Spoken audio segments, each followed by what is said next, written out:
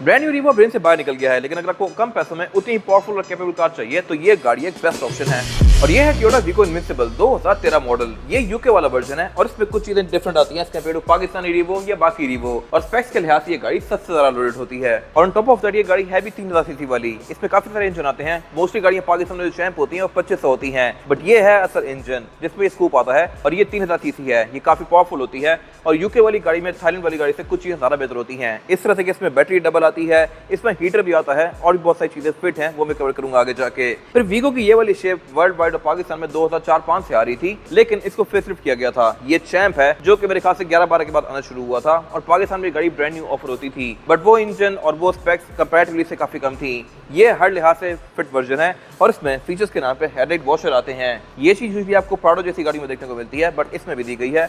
और इसमें फिर ओवरऑल फ्रंट की लुक्स काफी सिंपल सी रखी गई है। थाईलैंड से अगर आप गाड़ी इंपोर्ट करते हैं तो उसमें किट्स वगैरह बहुत लगी होती हैं, वो आप इस पे ऐड ऑन करवा सकते हैं, बट इसकी एक सटल और डिसेंट सी लुक है। बाकी हेडलाइट इसमें आती हैलोजन में है, एलईडी लगी हुई है और फीचर्स के नाम पे इस एरा में कुछ खास नहीं आता था। रीवो अब चीजें बहुत सारी ऑफर कर रहा है, बट वो प्राइस के लिहाज से इन 3 गाड़ियों के बराबर है। और रेड एंड बीस का लुक्स के लिहाज से डिसेंट है। फेसलिफ्ट में इसकी टेलर चेंज कर दी गई थी और यहाँ पे क्रोम दे दिया गया था, वैसे जैसा कि टोयोटा की हर गाड़ी में होता है। ग्रैंडी, V8 जो मर्जी आप गाड़ी देख लें, फेसलिफ्ट के बाद उनमें क्रोम ज्यादा कर दिया जाता है। This car is no different. और इनविंसिबल में एक और चीज एक्स्ट्रा आती है और वह ये बैक पे क्रैश बार। ये प्रॉपर लोहे का लाइक गार्डर लगा हुआ है जैसा कि घरों की छतों में होता है और ये सही स्टडी है, चेसिस के साथ माउंटेड है और यहाँ पे कुछ भी आगे क्रैश हो तो वो लिटरली इंपैक्ट इसके आगे नहीं जाएगा। है ये सही स्टडी सी चीज। बैक पे से जो टो हुक लगा हुआ है ये भी यूके से आया है और इसके अलावा बैक पे किसी कैंपर को पावर करने के लिए यहाँ पे पावर आउटलेट भी दिया गया है और ये सब कुछ फंक्शनल है। यहाँ से लिटरली आप बैक पे किसी भी ट्रेलर वगैरह को पावर कर सकते हैं। फिर ये जो रोल बार है ये पाकिस्तान में आके एड ऑन किया गया है क्योंकि यूके की गाड़ियों में ये आते नहीं है। लुक्स के लिहाज से भी इसका काफी अच्छा जा रहा है कि सेम टू सेम वैसा है जिस तरह के नए रिव्यू वगैरह ऑफर कर रहे हैं। फिर ट्रंक कैपेसिटी के लिहाज से ये गाड़ी अच्छी खासी स्पेशियस है। यहाँ पर केसिंग यूके से आई हुई है और यहाँ पर आप अच्छा खासा सामान इजीली एडजस्ट कर सकते हैं। और इस एरा में वीगो के अंदर जो ये विंडशील्ड थी ये फिक्स ही आती थी, लेकिन रीवो में बैक पे विंडो आने लग गई है। बट अभी भी अगर आप कोई इंपोर्टेड रीवो लेते हैं तो उसकी विंडो भी इसी तरह फिक्स होती है। फीचर्स के नाम पे यहाँ पे सब कुछ टू द पॉइंट है, सिर्फ ये टो हुक वगैरह दिए गए हैं, बाकी पार्किंग सेंसर्स वगैरह इस एरा में इतने इन थे ही नहीं। सेंटर में इसके ये ब्रेक लैंप वगैरह है और उसके अलावा रिवर्स कैमरा भी इसमें यूके से ही इंस्टॉल आया हुआ है। बाकी ज्यादा बात साइड प्रोफाइल की तो ये अभी वाले रीवो जितनी ही है, हर लिहाज से गाड़ी उतनी चौड़ी और स्पेशियस है, जस्ट वो गाड़ी थोड़ी सी ज्यादा बल्कि फील होती है। बैक पेन में कमानियां आती हैं लीज स्प्रिंग्स, तो कंफर्ट के लिहाज से ये गाड़ियां बैक पे खास कंफर्टेबल होती नहीं है।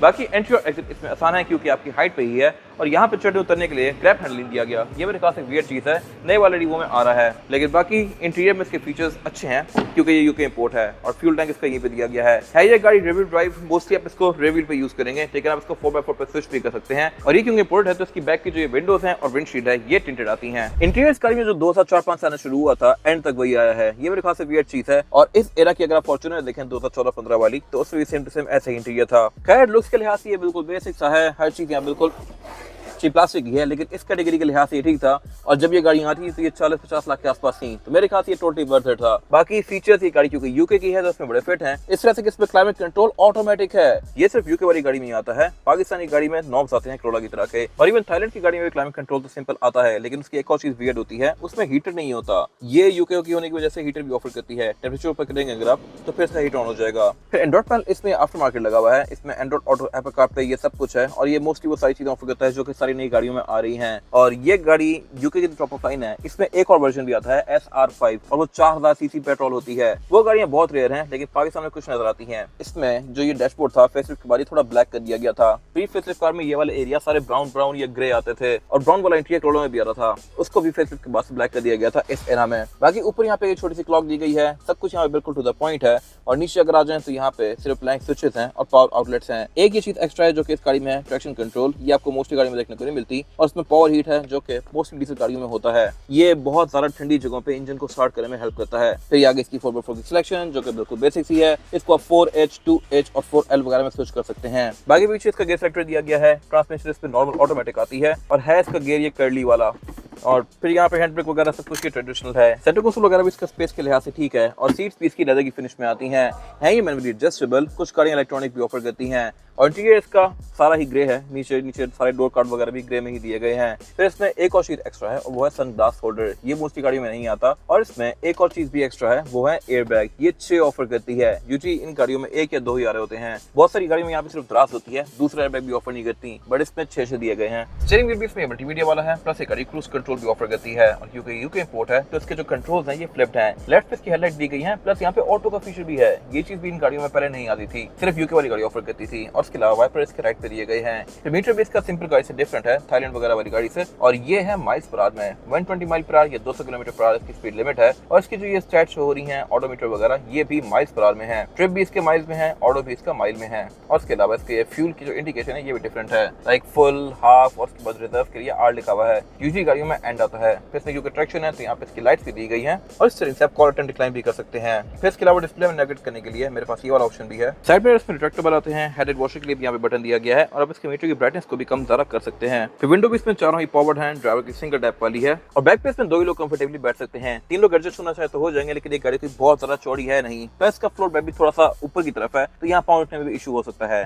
फीचर्स यहाँ पे बिल्कुल टू द पॉइंट है, सिर्फ डोर में पॉकेट्स दी गई हैं, स्पीकर्स दिए गए हैं और विंडो इसकी प्राइवेसी वाली है क्योंकि ये यूके इंपोर्ट है। और बाकी यहाँ पे सिर्फ कर्टन एयर बैग्स आते हैं और सीट बेल्ट आती हैं। इसके अलावा फीचर के नाम पे यहाँ कुछ खास है नहीं। टायर साइज इसमें 265, 65 और 17। रिम इस टाइम पे 17 इंच का आता था और ये रिम चैंप में आया था। प्रीफेस का रिम डिफरेंट था और मेरे ख्याल से लुक्स के लिहाज से उतारा बेहतर था। आज की क्या रहा है कमेंट सेक्शन में मेंशन कीजिएगा। टायर इसमें योकोहामा का ज्यूलेंडर है और टेरेन है और ये ऑलमोस्ट ब्रांड न्यू टायर है। ये तकरीबन 2-3 साल आपके इजीली और निकालेगा और इस गाड़ी के साथ काफी अच्छे सूट कर रहे हैं। ये फिर इनविंसिबल है तो यहाँ पे इनविंसिबल की बैजिंग आती है। इसमें फिर ये और फ्रंट भी एक्स्ट्रा आते हैं। पाकिस्तानी गाड़ी बेसिकली इससे बिल्कुल बेसिक होती है। साइड मिरर इसमें रिट्रैक्टेबल है बीम में इंडिकेटर और इसमें फिर ये एयर प्रेस भी यूके से आए हुए हैं और ये है वो पावर ट्रेन जिसकी वजह से गाड़ी वर्ल्ड वाइड और पाकिस्तान में बहुत ज्यादा पॉपुलर हुई। 3000 सीसी टर्बोचार्ज डीजल, ये इंजन 1KD है और ये 2004-05 से 2017-18 तक आया है। रीवो में भी ये इंजन आया है और अगर आप शुरू के रीवो देखें तो उनमें बोनट के अंदर स्कूप होता है और उसका इंजन यही वाला होता है 3000 सीसी। ये इंजन प्रोड्यूस करता है 170 horse power with 420 newton metre of torque, जो कि डिसेंट फिगर से इस एरा के लिहाज से अभी भी नए वाले रीवो के फिगर्स के आसपास ही हैं। वो गाड़ी 201 हॉर्स पावर प्रोड्यूस करती है with 500 newton metre of torque. थोड़ा सा इंप्रूव्ड है बट ये इंजन भी अभी भी बहुत ज्यादा कैपेबल है।